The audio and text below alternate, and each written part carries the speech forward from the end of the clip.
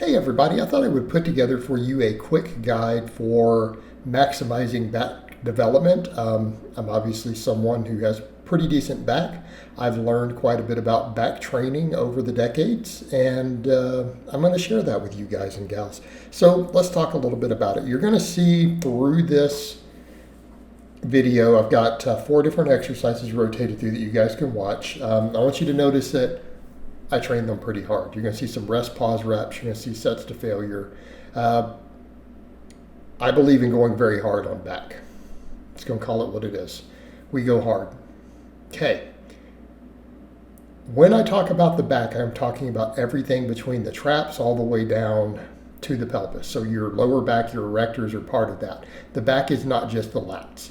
The lats are what give you that width, but they will not completely develop your back. So when you guys see my wider back there, right, that width is coming from the lats.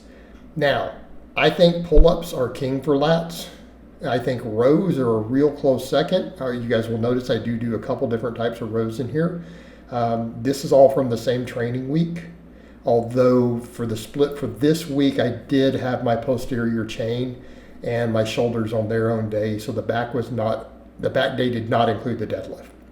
But you'll also see me do some deficit deadlifts in here too.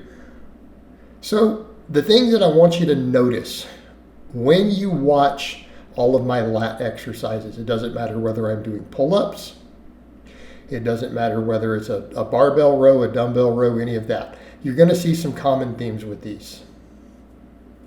Notice that I stretch at the bottom. So when we get to the bottom, and in this case, on the dumbbell row, the bottom is when the dumbbell's at the bottom, barbells and the barbell's at the bottom. On the pull-up, it's when I'm at the bottom. All of those are the lengthened positions for the lats. Okay? It has been my lifelong experience that the contraction doesn't really matter as much as people think it does. It really doesn't.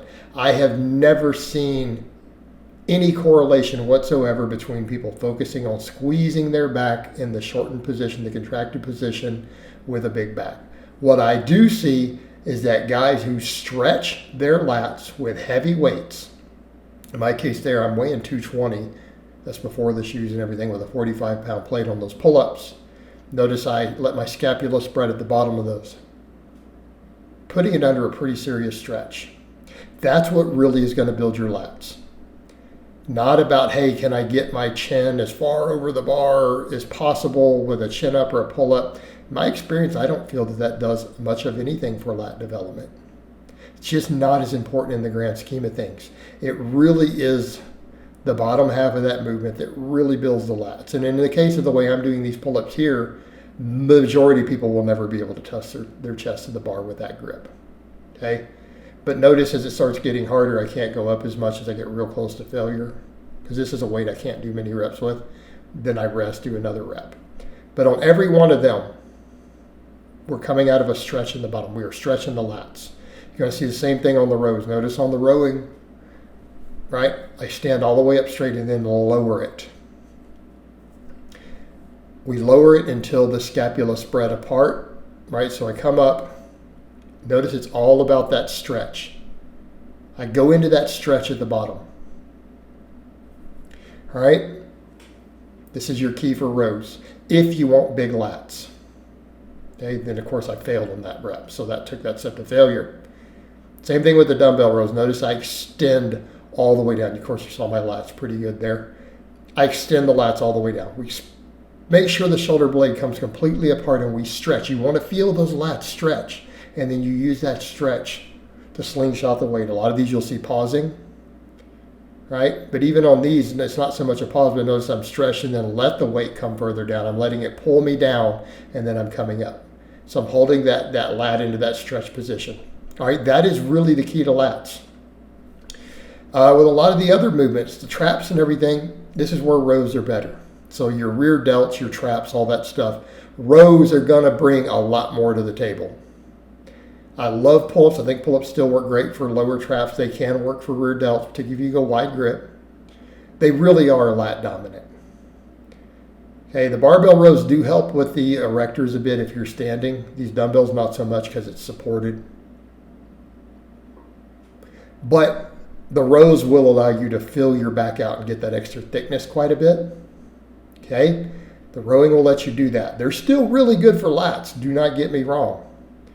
I just feel the pull-ups bring a little more to the table there, whereas in the rows bring a little bit more of the upper back end. That's really where you get that extra trapezius thickness, those rhomboids, all that stuff that makes you thick. Because again, the others make you wider because it builds the lats. And it's not because it makes the lats wider or thicker. Lats are a thin muscle. They're very thin, but they're very wide. They're going to give you that width. All those other muscles, what really gives you that thickness. Okay, the pull-ups help with that a lot. Sorry, the rows help with that a lot. Then we come over to the deadlifts. People will say, well, deadlifts. I know that most of the experts don't feel that deadlifts build lats. I will agree. I've seen many guys with massive deadlifts who don't train their lats very well, who don't have the biggest lats. So I will concede that point. Even though EMG shows a massive activation, it's always in that contracted position. Which again is where I tell people, even if you're worried about that contracted position, the deadlifts are going to cover that for you if you're doing deadlifts anyways. Don't worry about it so much on the other. Worry about that stretch. That's what your focus should be. Don't compromise the performance and weight you can load into that stretch trying to get that squeeze at the top. Because that isometric position is going to be fully covered by the deadlift. The deadlift, though, for the lower back, the erectors, it really brings a lot to the table. I feel like it builds forearms and other stuff, but it also builds the traps. I have always found a big deadlift will equal big traps. It's not going to add so much to the rest of the back. I feel like it can help maybe a little in the grand scheme of things, but it's not going to contribute that much to things like the lats, the rear delts. We could argue rear delts. I mean, there's again, for a novice, it probably will still grow a lot of it.